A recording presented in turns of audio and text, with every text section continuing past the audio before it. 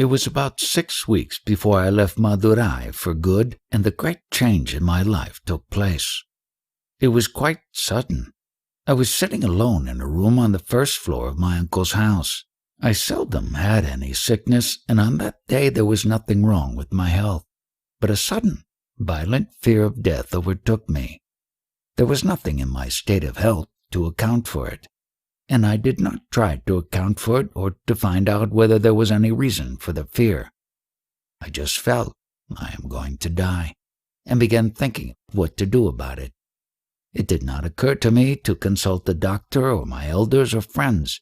I felt that I had to solve the problem myself, there and then. The shock of the fear of death drove my mind inwards, and I said to myself, mentally, without actually framing the words, "Now death has come. What does it mean? What is it that is dying?" The body dies, and I at once dramatized the occurrence of death. I lay with my limbs stretched out stiff, as though rigor mortis had set in, and imitated a corpse so as to give greater reality to the inquiry. I held my breath and kept my lips tightly closed, so that no sound could escape, so that neither the word "I" nor any other word could be uttered. "Well then," I said to myself, "this body is dead. It will be carried stiff to the burning ground and there burnt and reduced to ashes. But with the death of this body, am I dead? Is the body I? It is silent and inert, but I feel the full force of my personality and even the voice of the I within me apart from it. So I am spirit transcending the body. The body dies, but the spirit that transcends it cannot be touched by death. That means I am the deathless spirit." All this was not dull thought. It flashed through me vividly as living truth which I perceived directly, almost without thought process. I was something very real, the only real thing about my present state, and all the conscious activity connected with my body was centered on that I. From that moment onwards, the I, or self, focused attention on itself. By a powerful fascination, fear of death had vanished once and for all. Absorption in the self continued unbroken from that time on. I had read no books except the Periya Puranam, the Bible in bits of Tayumanavar or Theravaram. My conception of Iswara was similar to that found in the Purunas. I had never heard of Brahman, samsara, and so forth. I did not yet know there was an essence or impersonal real underlying everything, and that Iswara and I were both identical with it. Later at Tiruvannamalai, as I listened to the Ribhu Gita and other sacred books, I learned all this, and found that the books were analyzing and naming what I had felt intuitively without analysis or name. Buddha is said to have ignored questions about God. Yes, and because of this he has been called an agnostic. In fact, Buddha was concerned with guiding the seeker to realize bliss here and now, rather than with academic discussions about God and so forth. Is the study of science, psychology, physiology, etc. helpful for attaining yoga liberation or for intuitive understanding of the unity of reality? Very little. Some theoretical knowledge is needed for yoga and may be found in books, but practical application is what is needed. Personal example and instruction are the most helpful aids. As for intuitive understanding, a person may laboriously convince himself of the truth to be grasped by intuition, of its function and nature, but the actual intuition is more like feeling and requires practical and personal contact. Mere book learning is not of any great use. After realization, all intellectual loads are useless burdens and are to be thrown overboard. What use is the learning of those who do not seek to wipe out the letters of destiny from their brow by inquiring, "Whence is the birth of us who know the letters?" They have sunk to the level of a gramophone. What else are they, O Arunachala? It is those who are not learned that are saved, rather than those whose ego has not yet subsided in spite of their learning. The unlearned are saved from the relentless grip of the devil of self-infatuation. They are saved from the melody of a myriad of whirling thoughts and words. They are saved from running after wealth. It is from more than one evil that they are saved. It is due to illusion born of ignorance that men fail to recognize that which is always and for everybody the inherent reality dwelling in its natural heart center, and to abide in it, and that instead they argue that it exists or does not exist, that it has form or has not form, or is non-dual or is dual. Can anything appear apart from that which is eternal and perfect? This kind of dispute is endless. Do not engage in it. Instead, turn your mind inward and put an end to all this. There is no finality in disputations. The scriptures serve to indicate the existence of the higher power or self and to point the way to it. That is their essential purpose. Apart from that, they are useless. However, they are voluminous in order to be adapted to the level of development of every seeker.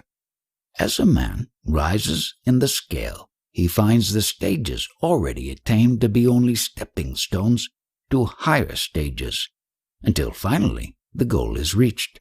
When that happens, the goal alone remains and everything else, including the scriptures, becomes useless.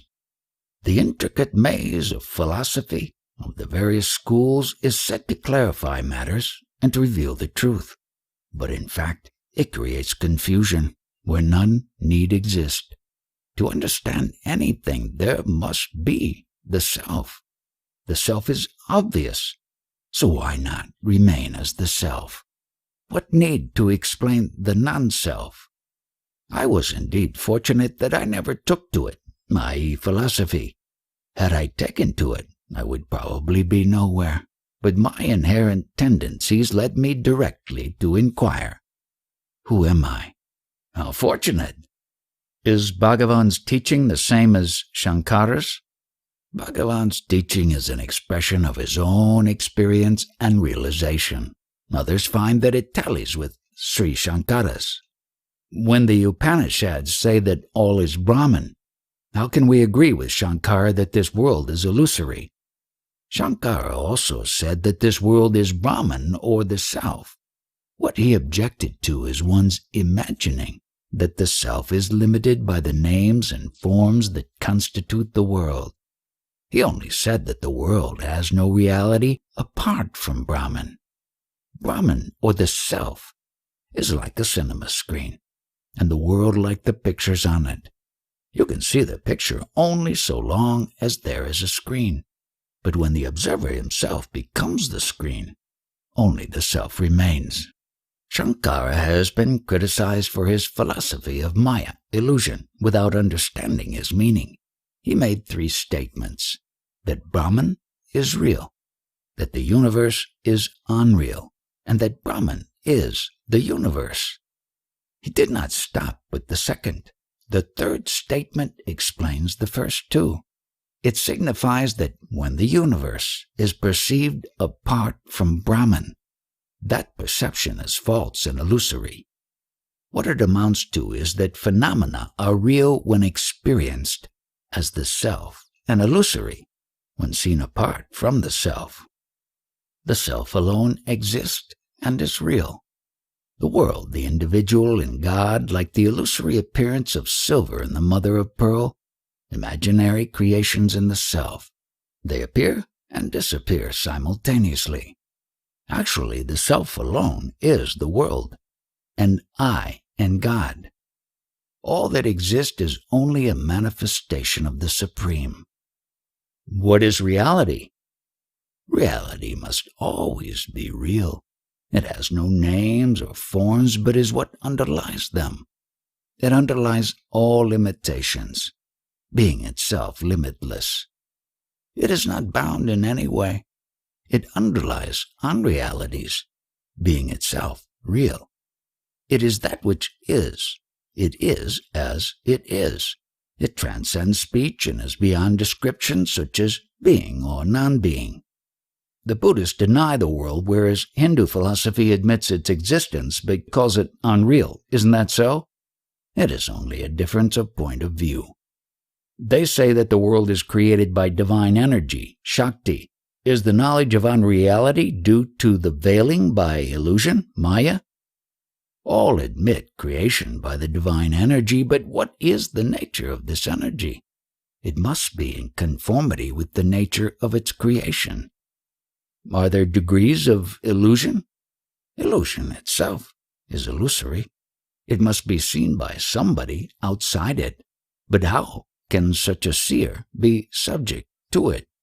So how can he speak of degrees of it? You see various scenes passing on a cinema screen. Fire seems to burn buildings to ashes. Water seems to wreck ships. But the screen on which the pictures are projected remains unburnt and dry. Why? Because the pictures are unreal, and the screen is real. Similarly, reflections pass through a mirror, but it is not affected at all by their number or quality. In the same way, the world is a phenomenon upon the substratum of the single reality which is not affected by it in any way. Reality is only one. Talk of illusion is due only to the point of view. Change your point of view to that of knowledge, and you will perceive the universe to be only Brahman. Being now immersed in the world, you see it as a real world. Get beyond it, and it will disappear, and reality alone will remain. The world is perceived as an apparent objective reality when the mind is externalized, thereby abandoning its identity with the self. When the world is thus perceived, the true nature of the self is not revealed. Conversely, when the self is realized, the world ceases to appear as an objective reality. That is illusion, which makes one take what is ever present and all-pervasive, full to perfection and self-luminous, and is indeed the self in the core of one's being, for non-existent and unreal. Conversely, that is illusion, which makes one take for real and self-existent what is non-existent and unreal, namely the trilogy of world, ego, and God. To those who have not realized the self, as well as to those who have, the world is real. But to the former, truth is adapted to the form of the world, whereas to the latter, truth shines as the formless perfection and the substratum of the world. This is the only difference between them. Sometimes you say that the imaginary and the real are the same. I do not understand. Yes, I do sometimes say that. What do you mean by real? What is it that you call real? According to the Vedanta, only that which is permanent and unchanging can be called real. That is the meaning of reality. The names and forms which constitute the world continually change and perish, and are therefore called unreal. It is unreal, imaginary, to limit the self to these names and forms, and real to regard all as the self. The non-dualist says that the world is unreal, but he also says all this is Brahman. So it is clear that what he condemns is regarding the world as objectively real in itself, not regarding it as Brahman.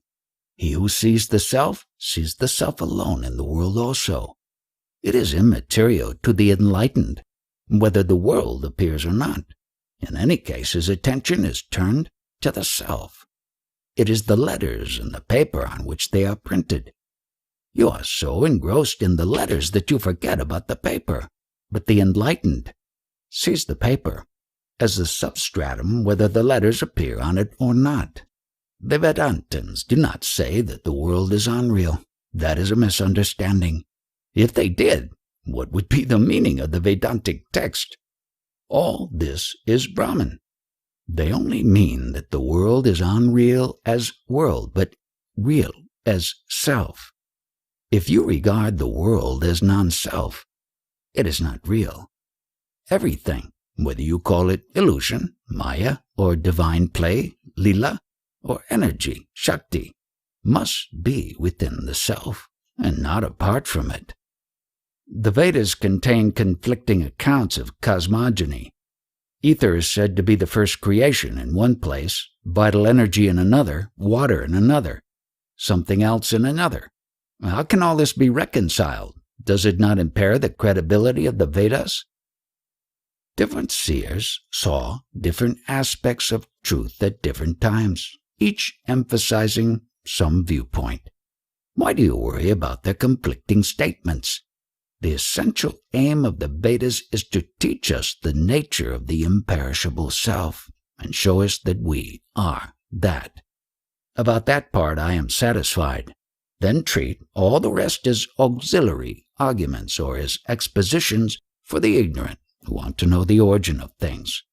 I'm copying out the English translation of the Tamil, Kaivalya Navanitha, and I've come across some of the technical terms in which I have difficulty in understanding. Can you help me? These portions deal with theories of creation. They are not essential because the real purpose of the scriptures is not to set forth such theories. They mention the theories casually, so that those readers who wish to may take interest in them. The truth is that the world appears as a passing shadow in a flood of light. Light is necessary, even to see the shadow.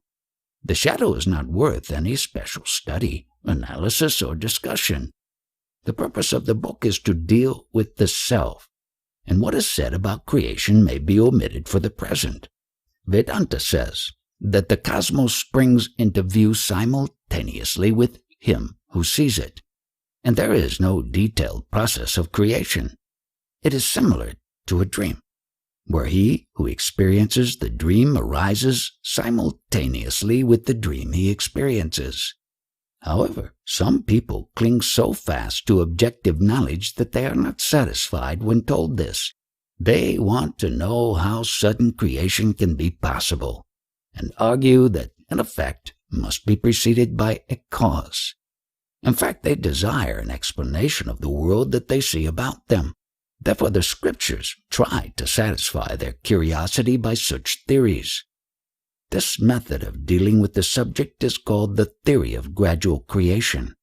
But the true spiritual seeker can be satisfied with instantaneous creation. The individual being, which identifies its existence with that of life and the physical body as I, is called the ego. The self, which is pure consciousness, has no ego sense about it. Neither can the physical body, which is inert in itself, have this ego sense. Between the two, that is between the self, or pure consciousness, and the inert physical body, there arises, mysteriously, the ego sense, or I notion, the hybrid which is neither of them, and this flourishes as an individual being. This ego or individual being is at the root of all that is futile and undesirable in life. Therefore it is to be destroyed by any possible means. Then that which ever is alone remains resplendent. This is liberation, or enlightenment, or self-realization. Bhagavan often says the world is not outside you, or everything depends on you, or what is there outside you. I find all this puzzling. The world existed before I was born and will continue to exist after my death, as it has survived the death of so many who once lived as I do now. Did I ever say that the world exists because of you? I have only put to you the question, what exists apart from yourself? You ought to understand that by the self, neither the physical body nor the subtle body is meant. What you are told is that if you once know the self within which all ideas exist, not excluding the idea of yourself, of others like you, and of the world, you can realize the truth that there is a reality, a supreme truth which is the self of all the world you now see, the self of all the selves, the one real, the supreme, the eternal self, as distinct from the ego or individual being, which is impermanent. You must not mistake the ego or the bodily idea for the self. Then Bhagavan means that the self is God? You see the difficulty. Self-inquiry, who am I, is a different technique from the meditation, I am Siva, or I am He. I rather emphasize self-knowledge, for you are first concerned with yourself, before you proceed to know the world or its Lord. The I am He, or I am Brahman, meditation is more or less mental, but the quest for the self of which I speak is a direct method and is superior to it. For the moment you get into the quest for the self and begin to go deeper, the real self is waiting there to receive you, and then whatever is to be done is done by something else, and you, as an individual, have no hand in it. In this process all doubts and discussions are automatically given up, just as one who sleeps forgets all his cares for the time being. What certainty is there that something awaits there to receive me? When a person is sufficiently mature, he becomes convinced, naturally. How is this maturity to be attained? Various ways are prescribed, but whatever previous development there may be, earnest self-inquiry hastens it. That is arguing in a circle. I am strong enough for the quest if I am mature, and it is the quest that makes me mature. The mind does not have this sort of difficulty. It wants a fixed theory to satisfy itself with. Really, however, no theory is necessary for the man who seriously strives to approach God or his true self. Everyone is the self, and indeed is infinite. Yet each person mistakes his body for his self. In order to know anything, illumination is necessary. This can only be of the nature of light. However, it lights up both physical light and physical darkness. That is to say that it lies beyond apparent light and darkness. It is itself neither, but it is said to be light because it illumines both. It is infinite, and it is consciousness. Consciousness is the self of which everyone is aware. No one is ever away from the self, and therefore everyone is in fact self-realized. Only, and this is the great mystery, people do not know this and want to realize the self. Realization consists only in getting rid of the false idea that one is not realized. It is not anything new to be acquired. It must already exist or would not be eternal, and only what is eternal is worth striving for. Once the false notion, I am the body or I am not realized, has been removed, supreme consciousness or the self alone remains, and in people's present state of knowledge, they call this realization. But the truth is that realization is eternal and already exists here and now. Consciousness is pure knowledge. The mind arises out of it and is made up of thoughts. The essence of the mind is only awareness or consciousness. However, the ego overclouds it. It functions as reasoning, thinking, or perceiving. The universal mind, not being limited by the ego, has nothing outside itself, and is therefore only aware. This is what the Bible means by I am that I am. The ego-ridden mind has its strength sapped and is too weak to resist distressing thoughts. The egoless mind is happy, and we see in deep, dreamless sleep. Clearly, therefore, happiness and distress are only modes of the mind. When I seek the I see nothing. You say that because you are accustomed to identify yourself with the body and sight with the eyes. But what is there to be seen, and by whom, and how? There is only one consciousness, and this, when it identifies itself with the body, projects itself through the eyes and sees the surrounding objects. The individual is limited to the waking state. He expects to see something different and accepts the authority of his senses. He will not admit that he who sees, the object seen, and the act of seeing are all manifestations of the same consciousness, the I. Meditation helps to overcome the illusion that the self is something to see. Actually, there is nothing to see. How do you recognize yourself now? Do you have to hold a mirror up in front of yourself to recognize yourself? The awareness itself is the I.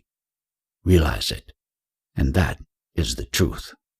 When I inquire into the origin of thoughts, there is the perception of the I, but it does not satisfy me.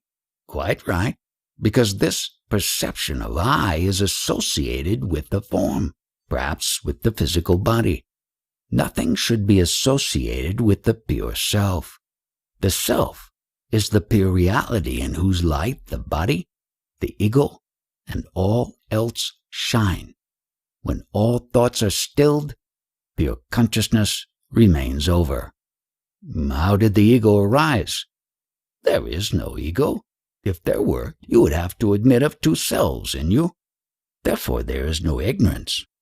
If you inquire into the self, ignorance, which is already non-existent, will be found not to exist, and you will say that it is fled. Absence of thought does not mean a blank. There must be someone to be aware of that blank. Knowledge and ignorance pertain only to the mind and are in duality, but the self is beyond them both. It is pure light. There is no need for one self to see another. There are no two selves. What is not the self is mere non-self and cannot see the self. The self has no sight or hearing. It lies beyond them. All alone is pure consciousness.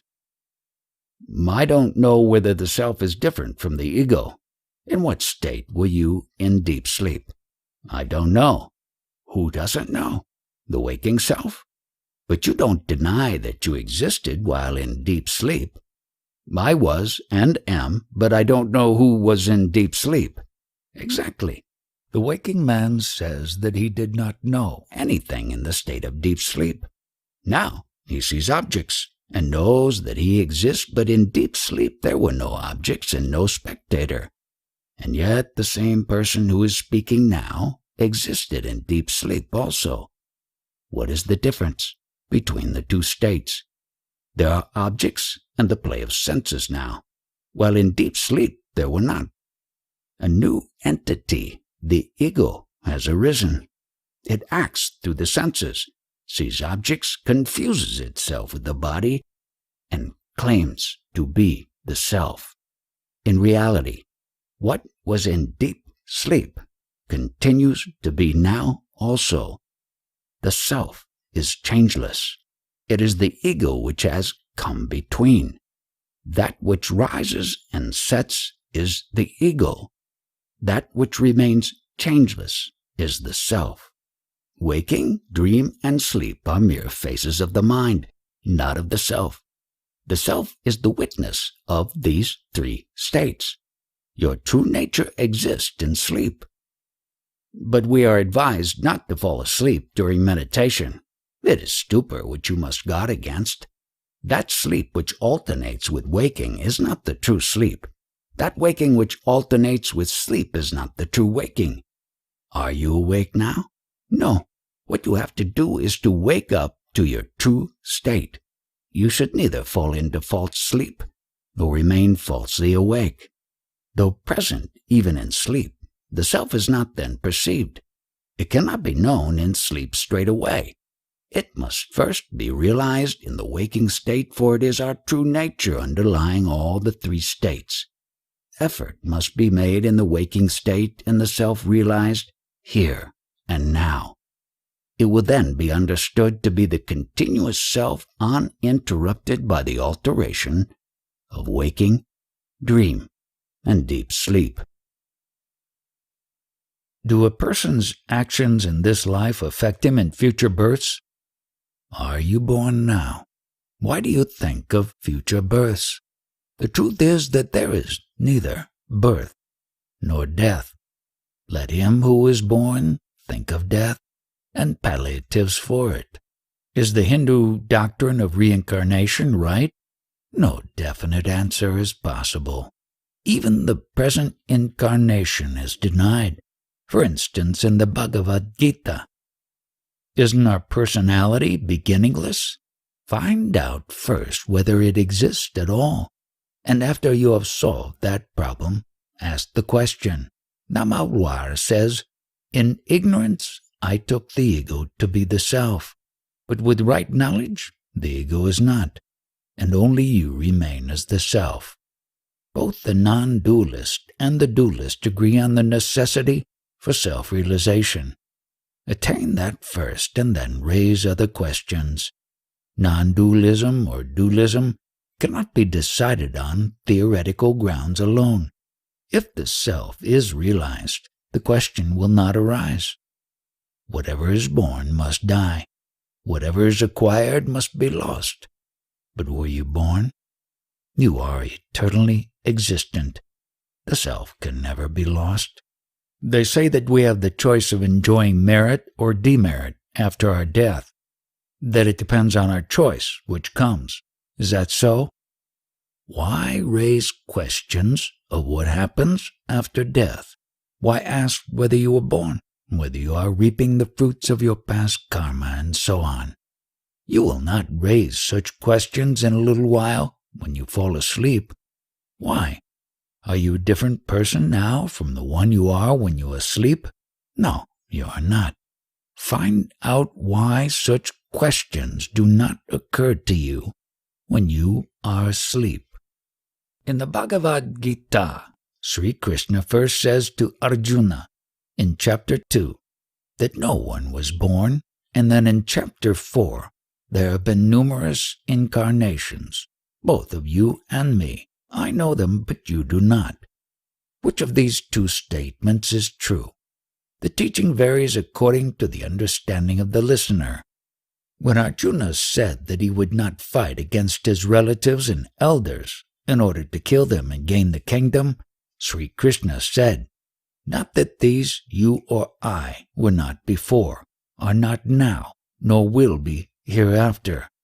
None was born, none has died, nor will it be so hereafter." He further developed this theme, saying that he had given instructions to the sun, and through him to Ikshvaku. And Arjuna queried how that could be, since he had been born only a few years back, while they lived ages ago. Then Sri Krishna saw his point of view and said, "Yes, there have been many incarnations of me and you. I know them all. You do not." Such statements appear contradictory, but they are true according to the viewpoint of the questioner. Christ also said, "Before Abraham was I am." Just as in dreams you wake up after several new experiences, so after death another body is found. Just as rivers lose their individuality when they discharge their waters into the ocean, and yet the waters evaporate and return as rain on the hills and back again through the rivers to the ocean, so also individuals lose their individuality when they go to sleep, but return again according to their previous innate tendencies. Similarly, in death also, being is not lost. How can that be? See how a tree grows again when its branches are cut off. So long as the life source is not destroyed, it will grow. Similarly, latent potentialities withdrawn into the heart at death, but do not perish. That is how beings are reborn. In truth, there is neither seed nor tree, there is only being. How long is the interval between death and rebirth? It may be long or short, but a realized man undergoes no such changes. He merges into the infinite being, as is said in the Brihad Aranyaka Upanishad. Some say that those who after death take the path of light are not reborn, whereas those who take the path of darkness are born after they have reaped their karma, self-made destiny, in their subtle bodies. If a man's merits and demerits are equal, he is reborn immediately on earth. If the merits outweigh the demerits, his subtle body goes first to heaven, while if the demerits outweigh the merits, it goes first to hell. But in either case, he is later reborn on earth. All this is described in the scriptures, but in fact there is neither birth nor death. One simply remains what one really is. That is the only truth. God, in His mercy, withholds this knowledge from people. If they knew that they had been virtuous, they would grow proud, and in the other case they would be despondent. Both are bad. It is enough to know the self. A competent person who has already, perhaps in a previous incarnation, qualified himself, realizes the truth, and abides in peace as soon as he hears it told to him just once, whereas one who is not so qualified has to pass through the various stages before attaining samadhi, direct, pure consciousness of being. That is to say that a lifetime may be regarded as a day's journey upon the pilgrimage to self-realization. How far from the goal one starts depends on the effort, or lack of effort, made on the previous days. How far forward one advances depends on the effort of today. A science lecturer from a university asked whether the intellect survives a man's death, and was told, "Why think of death? Consider what happens in your sleep. What is your experience of that?" But sleep is transient, whereas death is not. Sleep is intermediate between two waking states, and in the same way death is intermediate between two births. Both are transient. I mean, when the spirit is disembodied, does it carry the intellect with it? The spirit is not disembodied. The bodies differ. If not a gross body, it will be a subtle one, as in sleep, dream, or daydream. Is the Buddhist view that there is no continuous entity answering to the idea of the individual soul right or not? Is this consistent with the Hindu doctrine of a reincarnating ego? Is the soul a continuous entity which reincarnates again and again, according to the Hindu doctrine, or is it a mere conglomeration of mental tendencies? The real self is continuous and unaffected. The reincarnating ego belongs to a lower plane, that of thought. It is transcended by self-realization. Reincarnations are due to a spurious offshoot of being and are therefore denied by the Buddhist. The human state is due to a mingling of the sentient with the insentient. Is it possible to know the posthumous state of an individual? It is possible, but why try?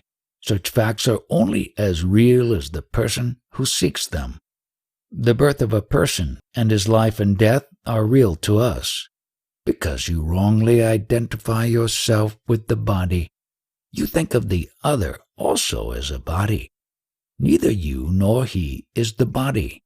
But from my level of understanding, I regard myself and my son as real.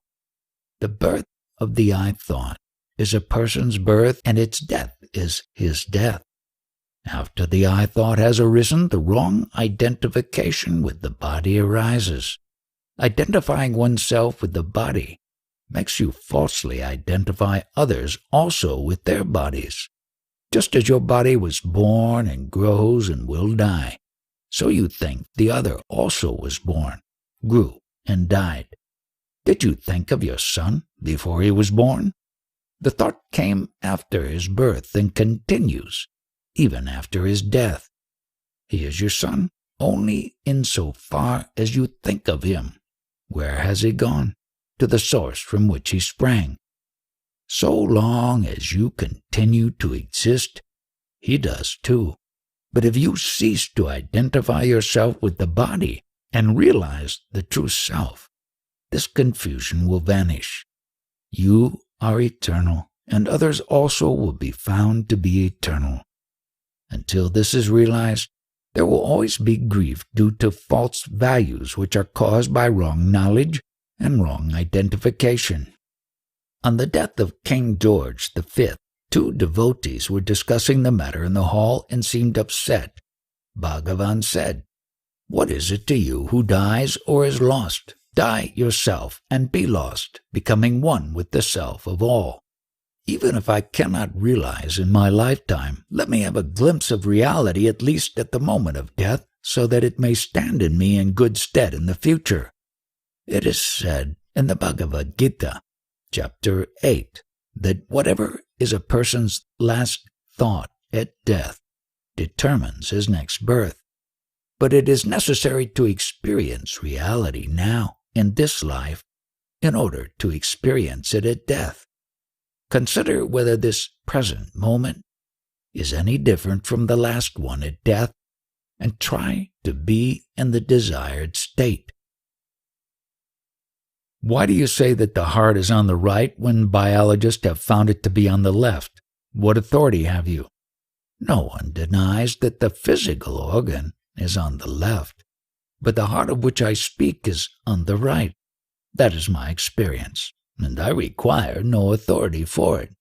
Still, you can find confirmation of it in a Malayali book on Ayurveda, in the Siddha Upanishad. Why do we have a place such as the heart to concentrate on for meditation? Because you seek true consciousness. Where can you find it? Can you attain it outside yourself? You have to find it internally. Therefore, you are directed inward. The heart is the seat of consciousness, or consciousness itself. I ask you to observe where the eye arises in your body, but it is not really quite correct to say that the eye arises from and merges in the chest at the right side. The heart is another name for reality, and this is neither inside nor outside the body. There can be no in or out for it, since it alone is.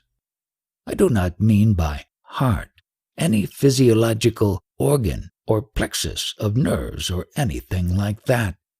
But so long as a man identifies himself with the body or thinks he is in the body, he is advised to see where in the body the I-thought arises and merges again. It must be the heart at the right side of the chest, since every man of whatever race and religion, and in whatever language he may be speaking, points to the right side of the chest to indicate himself when he says I. This is so all over the world, so that must be the place. And by keenly watching the emergence of the I-thought on waking and its subsidence on going to sleep, one can see that it is in the heart on the right side. When a room is dark, you need a lamp to light it, but when the sun rises, there is no need for a lamp. Objects are seen without one. And to see the sun itself, no lamp is needed because it is self-luminous. Similarly with the mind. The reflected light of the mind is necessary to perceive objects, but to see the heart, it is enough for the mind to be turned towards it. Then the mind loses itself, and the heart shines forth. There are said to be 6 subtle organs of different colors in the chest, of which the spiritual heart is said to be the one situated 2 fingers' breadth to the right from the center. But the heart is also said to be formless. Does that mean that we should imagine it to have a form and meditate on this? No, only the quest, who am I, is necessary. That which continues to exist throughout sleep and waking is the same being in both. But while waking there is unhappiness, and therefore the effort to remove it. When asked who awakes from sleep, you say I. Hold fast to this I. If that is done, the eternal being reveals itself. The most important thing is the investigation of the I, and not concentration on the heart center. There is no such thing as the inner and the outer. Both words mean the same or nothing at all. Nevertheless, there is also the practice of concentration on the heart center, which is a form of spiritual exercise. Only he who concentrates on the heart can remain aware when the mind ceases to be active and remains still, with no thoughts, whereas those who concentrate on any other center cannot retain awareness without thought, but only infer that the mind was still after it has become active again. Thoughts suddenly cease, and I rises up equally and suddenly, and continues. It's only a feeling, not a thought. Can it be right? Yes, it is right. Thoughts have to cease and reason to disappear for the I to rise up and be felt. Feeling is the main thing, not reason. Moreover, it is not in the head, but at the right side of the chest. That is where it should be, because the heart is there. When I look outwards, it disappears. What should I do? Hold fast to it. The bliss of self is always yours, and you will find it if you seek it earnestly. The cause of your misery is not in your outer life. It is in you, as your ego. You impose limitations on yourself and then make a vain struggle to transcend them. All unhappiness is due to the ego. With it comes all your trouble. What does it avail you to attribute the cause of misery to the happenings of life, when that cause is really within you? What can happiness get you from these things extraneous to yourself? When you get it, how long will it last? If you would deny the ego and scorch it by ignoring it, you would be free. If you accept it, it will impose limitations on you and throw you into a vain struggle to transcend them. That was how the thief sought to ruin King Janaka. To be the self that you really are is the only means to realize the bliss that is ever yours. A very devoted and simple devotee had lost his only son, a child of 3. The next day he arrived at the ashram with his family. Training of mind helps one to bear sorrows and bereavements with courage. But the loss of one's children is said to be the worst of all griefs. Grief only exists as long as one considers oneself to have a definite form. If the form is transcended, one knows the oneself to be eternal. There is neither death nor birth. What is born is only the body, and this is the creation of the ego. But the ego is not ordinarily perceived without the body, and so is identified with it. It is thought that matters. Let the sensible man consider whether he knew his body while in deep sleep. Why then does he feel it in the waking state? Although the body was not felt in sleep, did not the self exist?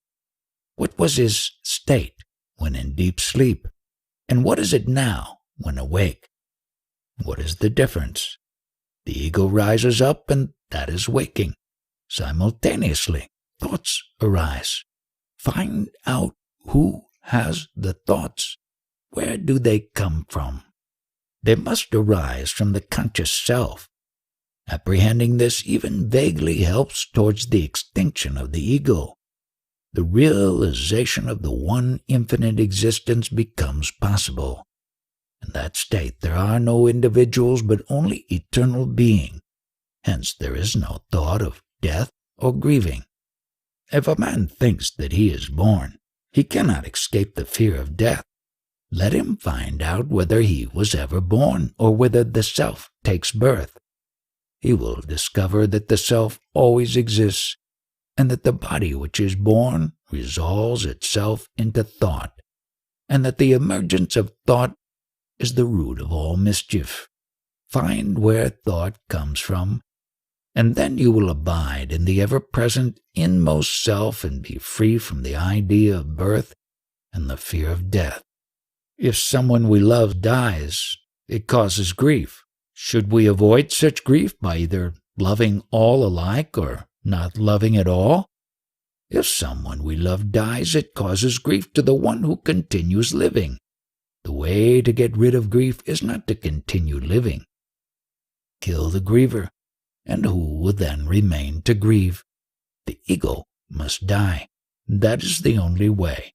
The two alternatives you suggest amount to the same. When all are realized to be the one self, who is there to love or hate? Widespread distress, such as famine, pestilence, spreads havoc in the world. What is the cause of this state of affairs? To whom does all this appear?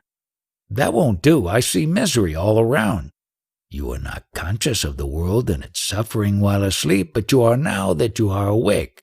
Continue in the state in which you are not affected by such things. When you are not aware of the world, that is to say, when you remain as the self in the state of sleep, its sufferings do not affect you. Therefore, turn inwards and seek the self, and there will be an end both of the world and of its miseries.